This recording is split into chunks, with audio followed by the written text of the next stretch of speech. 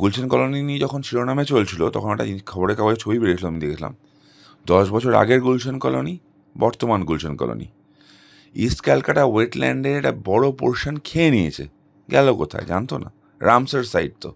কী করছে? ওখানে বহিরাগত আছে, ওখানে রোহিঙ্গা আছে, রোহিঙ্গা মুসলিম আছে, বাংলাদেশি মুসলিম আছে, তাই জন্যই নামটা গুলশান কলোনি। গুলশান কলোনি নামটা এমনি এমনি না। বাংলায় কলকাতার একটা জায়গাকে মিনি পাকিস্তান দেখে তিনি গর্ববোধ করেন। তার আশা, তার ভরসা হচ্ছে কলকাতার এক সময় নাকি পশ্চিমবঙ্গের 50% বেশি মানুষ উর্দুতে কথা বলবে। যে ফিরহাদ হাকিম বলে যারা ইসলাম নিয়ে জন্মগ্রহণ করেনি তারা দুর্ভাগ্য নিয়ে জন্মগ্রহণ করেছে, তাদেরকে আমরা মেয়রের চেয়ারে বসিয়েছি।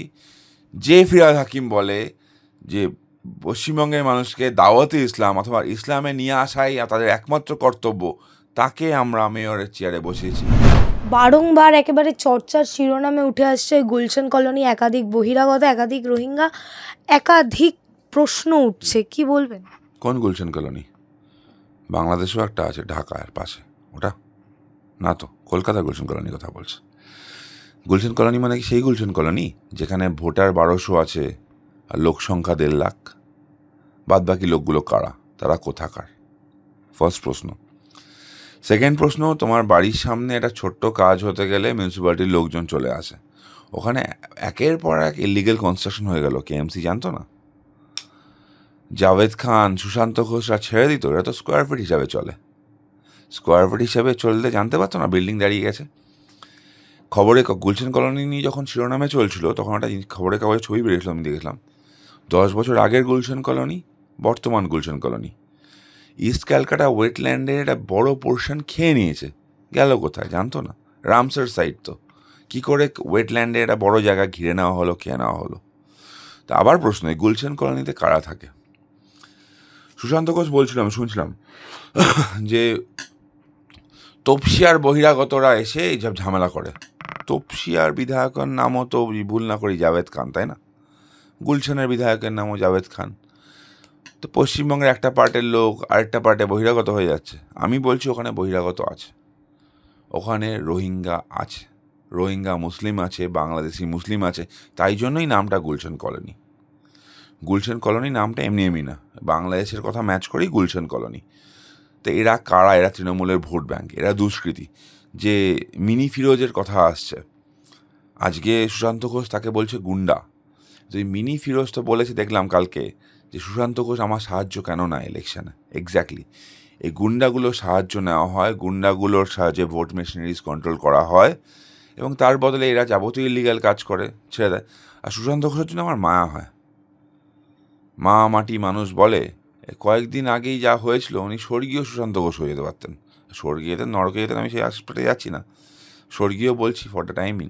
বা মা মাটি মানুষ মাটিতে মিশে যেত, হয়ে যেতে পারতো। বন্দুকের গুলিটা চলেনি, ওনার ভাগ্য ভালো। এবার গুলিটা কে চালিয়েছিল? যার কথায় নাকি গুলি চালানো হয়েছিল, যার বাইক ছিল, সে ছাড়া পেয়ে গেছে কয়েকদিন আগে কলকাতা হাইকোর্ট থেকে।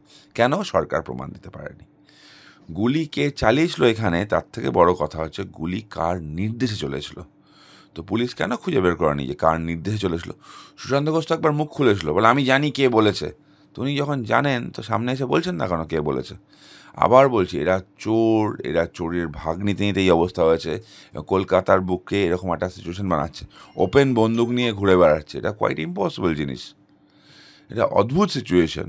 এই অদ্ভুত সিচুয়েশন থেকে বেরোনোর একটাই উপায়, তৃণমূল নামক জঞ্জালটাকে ডাস্টবিনে ফেলা। নাহলে আজকে এটা গুলশান কলোনিতে হচ্ছে, ওপেন গুলি চলছে, কালকে আপনার বাড়ির সামনে চলবে। বিভিন্ন জায়গায় পশ্চিমবঙ্গে এই দুষ্কৃতি রাজত্ব তৈরি করছে। দাদা, যে এই যে ওপেনলি গুলি চলছে, অস্ত্র ব্যবহৃত হচ্ছে, সেই জায়গায় আমাদের এখানকার মেয়র ফিরহাদ হাকিম তিনি বলছেন তিনি কিছু জানতেন না। হ্যাঁ, তিনি জানতেন না, নাই জানতে পারেন। মিনি পাকিস্তানের নেতা বাংলাদেশের গুলশান সম্পর্কে কী করে জানবে বলো? অবশ্য মিনি পাকিস্তানের নেতা আমি বলিনি, তিনি নিজে গর্ব করে পাকিস্তানি এক পত্রিকা দ্য ডন তাকে ইন্টারভিউ দেওয়ার সময় একটা এলাকা দেখিয়ে বলেছিলেন, you will feel like this is mini Pakistan. কলকাতার একটা জায়গাকে মিনি পাকিস্তান দেখে তিনি গর্ববোধ করেন। তার আশা, তার ভরসা হচ্ছে কলকাতার এক সময় নাকি পশ্চিমবঙ্গের 50% বেশি মানুষ উর্দুতে কথা বলবে। 1946-এর সোহরাবর্দী যা ছিল আর 2025-এর মেয়র ফিরহাদ হাকিম দুটোই এক। বেসিক্যালি সোহরাবর্দীর যা ইচ্ছা ছিল, এখানে আমাদের মেয়র ফিরহাদ হাকিমের ইচ্ছাটা এক। গুলশান কলোনিতে তার ভাই ভাতিজারা থাকে, গুলশান কলোনিতে তার কমিউনিটির লোক থাকে, যে কমিউনিটি তিনি বললেন দাওয়াতে ইসলাম জানাবো, পশ্চিমবঙ্গের লোকজনকে ইসলামে নিয়ে আসাই আমাদের পরম কর্তব্য। তো যাদেরকে তিনি ইসলামে নিয়ে যেতে পেরেছেন বা যাদের মারফত অন্যদেরকে কনভার্ট করানোর চেষ্টা করে যাচ্ছেন, সেই লোকজন থাকে। তাদের দোষ তো তিনি দেখতে পারবেন না, স্বাভাবিক তো। কিন্তু কোন চরিত্রকে আমরা মেয়রের পদে বসিয়েছি যে মেয়রের চেয়ারে? সোহরাবর্দীর রিবার্থকে আমরা মেয়রের বসিয়েছি, সোহরাবর্দীর রিফাইন্ড ক্যারেক্টারকে আমরা মেয়রের চেয়ারে বসিয়েছি। যে ফিরহাদ হাকিম বলে পশ্চিমবঙ্গের 50% বেশি মানুষ একসময় উর্দুতে কথা বলবে, তাকে আমরা মেয়রের চেয়ারে বসিয়েছি। যে ফিরহাদ হাকিম বলে যারা ইসলাম নিয়ে জন্মগ্রহণ করেনি, তারা দুর্ভাগ্য নিয়ে জন্মগ্রহণ করেছে, তাদেরকে আমরা মেয়রের চেয়ারে বসিয়েছি। যে ফিরহাদ হাকিম বলে যে পশ্চিমবঙ্গের মানুষকে দাওয়াতে ইসলাম অথবা ইসলামে নিয়ে আসাই তাদের একমাত্র কর্তব্য, তাকে আমরা মেয়রের চেয়ারে বসিয়েছি। উনি নাটকটা ভালোই করেন, পুজোর সততা যুক্ত আছেন, কিন্তু ওনার আসল উদ্দেশ্য লাইক এনি মুসলিম এগুলো কনভার্ট করা, এবং সেই কনভার্ট করানোর কাজটাই ওনারা করে যাচ্ছেন, সেই তার ইন্ডিকেশনই দিয়ে যাচ্ছেন। দাদা একেবারেই শেষ প্রশ্ন, রাজ্যটা কোন জায়গায় দাঁড়িয়ে? ওপেনলি গুলি চলছে, খুন হচ্ছে, কোথায় প্রত্যেকদিন খবরের শিরোনামে কোথাও না কোথাও খুন, গুলি, ধর্ষণ, হামলা, এটাই হলো মমতার বাংলা। এটার থেকে পরিত্রাণ চাইলে মমতাকে সরান।